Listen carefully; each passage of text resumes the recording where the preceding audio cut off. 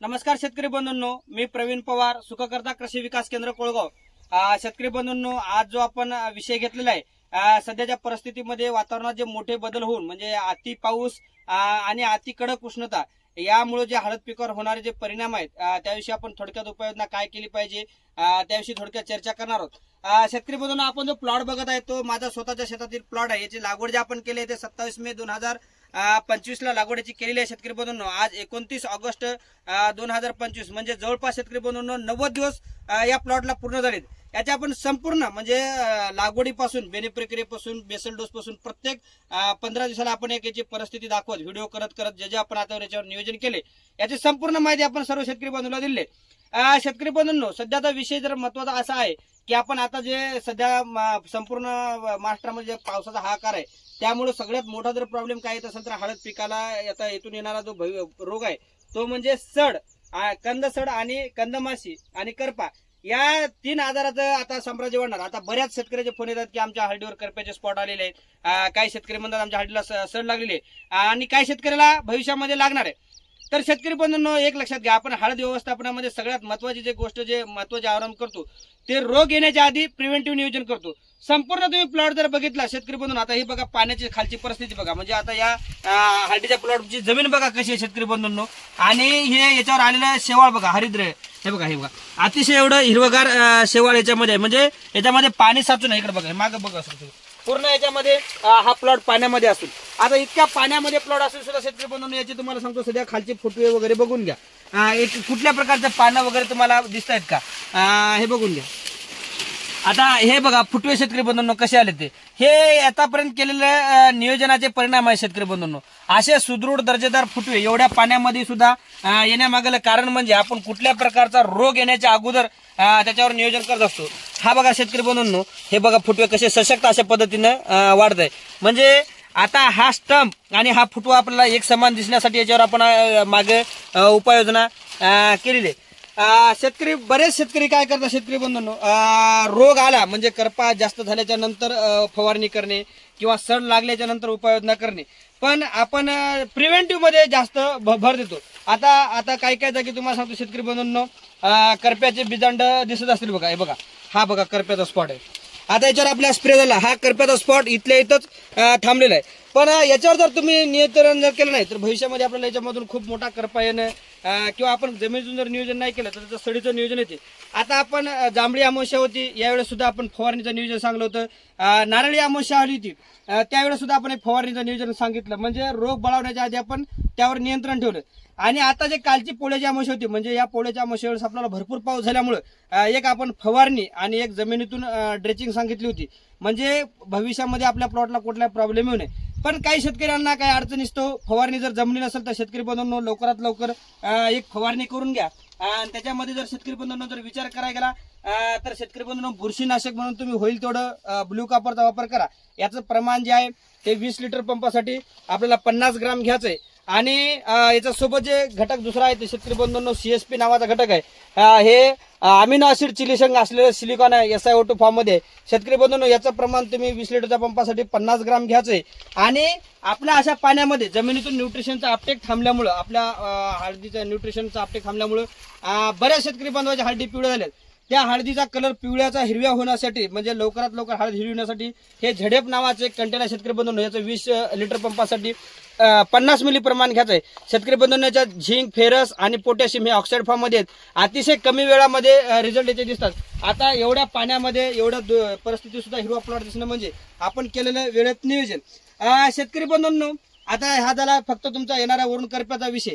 ज्या शेतकरी बांधवांनी फवारणी केली असेल त्या शेतकरी बांधवाला फवारणी करायची गरज नाही, पण काही शेतकऱ्याला अडचण आली असेल तर त्या शेतकऱ्यांनी याचं नियोजन करून घेण्याचा प्रयत्न करा।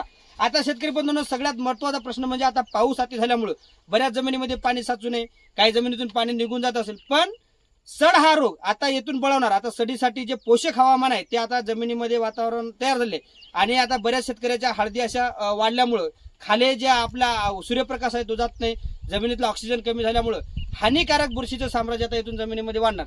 तो तिथल्या तिथं स्टॉप झाला पाहिजे, भविष्यामध्ये आपल्या पिकाचा इम्युनिटी पॉवर चांगला राहिला पाहिजे। यासाठी शेतकरी बंधूंनो तुम्ही जमिनीतून सुद्धा वेळेत उपाययोजना करणं गरजेचं आहे। एकदा प्लॉट तुमचा रोगाला बळी पडला तर फक्त तुमचा खर्च होईल, उत्पादन होणार नाही, याच्यामध्ये लक्ष घ्या। त्याच्यासाठी तुम्हाला सात करू शेतकरी बंधूंनो, तुम्हाला ड्रीप असेल तर ड्रीप करा, ड्रेचिंग असेल तर ड्रेचिंग करा, पाणी जरी असलं तरी याचं ऍप्लिकेशन करा. एकरी 500 ग्राम तुम्ही ब्लू कॉपर घ्या, हे घेणं खूप गरजेचं आहे शेतकरी बंधूंनो. याच्यासोबत एकरी 1 किलो CSP जमिनीतून देणं गरजेचं आहे, कारण आता अशा पाण्यामध्ये वातावरणामुळे जमिनीतलं ऑक्सिजन कमी झाल्यामुळे मुळ्या तुमच्या भरपूर शेतकऱ्याच्या पिवळ्या पडल्यात, खराब झालेल्या आहेत, न्यूट्रिशनचा अपटेक थांबलेलं आहे. त्यासाठी CSP एकरी 1 किलो जमिनीतून देणं गरजेचं आहे. याची आपण सविस्तर माहितीचे व्हिडिओ आपण युट्यूबवर मागे दिलेले आहेत, बघून घ्या. शेतकरी बंधूंनो, ज्या ज्या शेतामध्ये असं पाणी साचलेलं आहे त्या शेतकरी बांधवांना किंवा ज्या शेतकरी बांधवाला हळदीवर जास्त प्रमाणामध्ये सडीचा दरवर्षी प्रॉब्लेम येतो, त्यांनी हे कॉन्कर कंपनीचा मायक्रोशार्प नावाचा जो कंटेन आहे शेतकरी बंधूंनो, हे सुद्धा तुम्ही एकरी 500 ml या औषधासोबत सोडून देणं गरजेचं आहे. कारण शेतकरी बंधूंनो, एकदा सड लागल्याच्या नंतर आपण किती उपाययोजना करून काही फायदा नाही. मायक्रोशार्प हे बाजारामध्ये मिळणाऱ्या उत्पादनापेक्षा थोडं अलग आहे, कारण हे जे आपण तयार केलेलं मायक्रोशार्प आहे त्याच्यामध्ये एक विशेष घटक आहे शेतकरी बंधूंनो.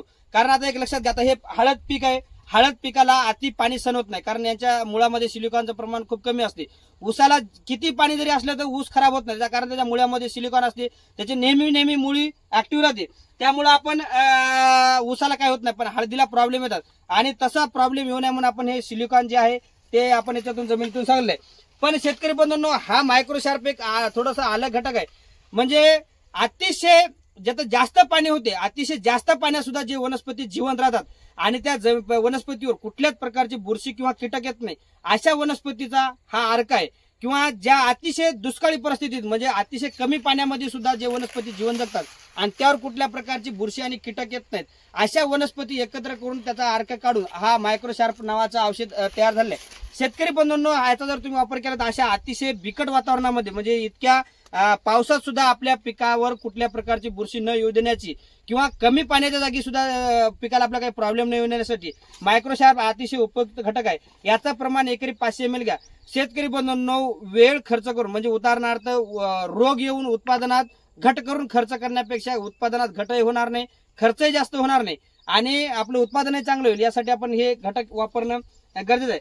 सर्व शेतकरी बांधवांनी ज्यांनी आपण पोळ्याच्या आमुष्याला हे निविष्ठा सांगितलं होता, ज्यांनी याचा वापर केला असेल त्यांना हे गोष्ट वापरायची गरज नाही. पण ज्या शेतकऱ्यांनी केली नाही, कारण आता सध्याचा 15वाडा जर बघला तर अति पावसाचा आहे, पाऊस धुवाधार होतोय आणि एकदमच कडक उष्णता येतो, यामुळे हळद पीक आपलं ट्रेसमध्ये जाणं म्हणजे आता आपल्याला 100% करपा आणि कंदकुज आणि कंदमाशी या 3 गोष्टीला खूप मोठ्या प्रमाणात सामोरं जावं लागणार. जे शेतकरी प्रिव्हेंटिव्ह नियोजन करतील त्याच्या हळदी सुदृढ पद्धतीने वाढतील, दर्जेदार वाढतील. आता तुम्ही बघत असाल की अशा एवढ्या पाण्यामध्ये सुद्धा आपला प्लॉट वाढतो, त्याच्या मागे कारण म्हणजे आपण सुरुवातीपासून रोगाची वाट न पाहता प्रिव्हेंटिव्ह नियोजन करतो.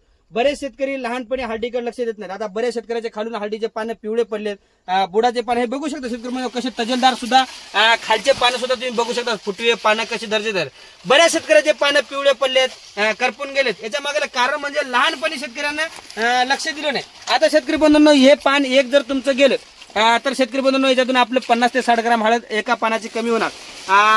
एक लक्षात घ्या शेतकरी बंधूंनो, हळद पिकावर जर तुम्हाला पहिले 3 ते 4 महिने जर लक्ष देणं जर झालं तरच तुम्हाला सांगतो त्याच्यातून चांगलं उत्पादन होते, नाहीतर तुम्हाला फक्त खर्च होतो, उत्पादन होत नाही.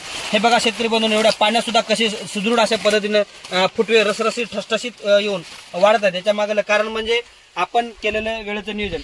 आता सर्व शेतकरी बांधवांना आमची विनंती आहे, नंतर एवढे शेतकरी फोन करतात की आम्ही काय करू, आता झालं ते होऊ द्या म्हणतात, आता इथून काय करा. एक लक्षात घ्या शेतकरी बंधूंनो, एकदा जमिनीमध्ये रोग घुसला की त्याच्यावर कंट्रोल करणं एवढं काही शक्य नाही आणि आपलं उत्पादनात घट ठीक आहे. आता कमी खर्चामध्ये आणि कमी वेळामध्ये कमी डोकोदुखीमध्ये ही उपाययोजना जर केली तर आपला फायदा होईल. धन्यवाद.